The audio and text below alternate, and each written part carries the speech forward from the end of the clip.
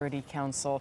Let's speak to Sam Bahour. He's a Palestinian-American political analyst joining us from Ramallah. Thanks for being with us on Al Jazeera. So, according to some of the reports, the Americans will convince the Palestinians not to go to the UN Security Council, or at least not to go on Wednesday, and delay that step. How likely is that to happen? It actually would be rather laughable if it wasn't so tragic and people were dying in the streets of Palestine and Israel.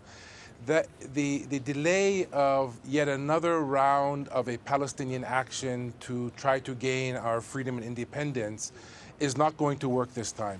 After 20 years of negotiating with Israel, only to find that we are losing more and more land and more people, I think the Palestinian leadership is in a corner. It has nothing to do except to take actions on what the international community, mainly the U.S., has been talking about for the last 4 decades, which is the creation of 2 states on the 1967 borders. But the Americans can't pressure the Palestinians not to go, and the Palestinians might listen to what the Americans have to say as they've done many times in the past.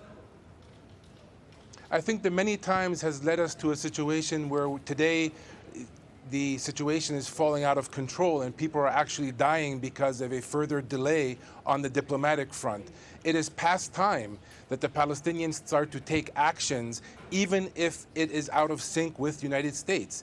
Sadly, and I speak as an American as well, that what the Palestinians are asking for is exactly U.S. policy: the establishment of a Palestinian state in the West Bank, East Jerusalem, and the Gaza Strip.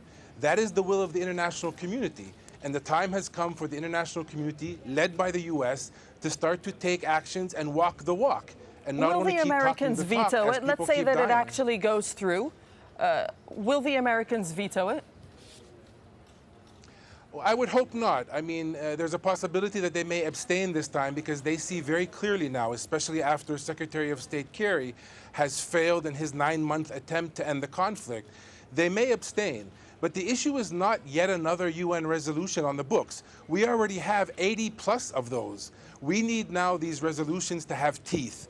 And those teeth are being seen in the European Union, in South America, where countries are actually starting to hold Israel accountable for this prolonged illegal military occupation.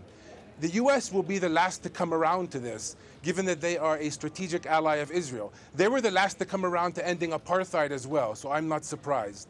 All right, Sam Bahour, thank you very much for joining us from Ramallah. Thank you. You're with the Al Jazeera NewsHour, and there's much more.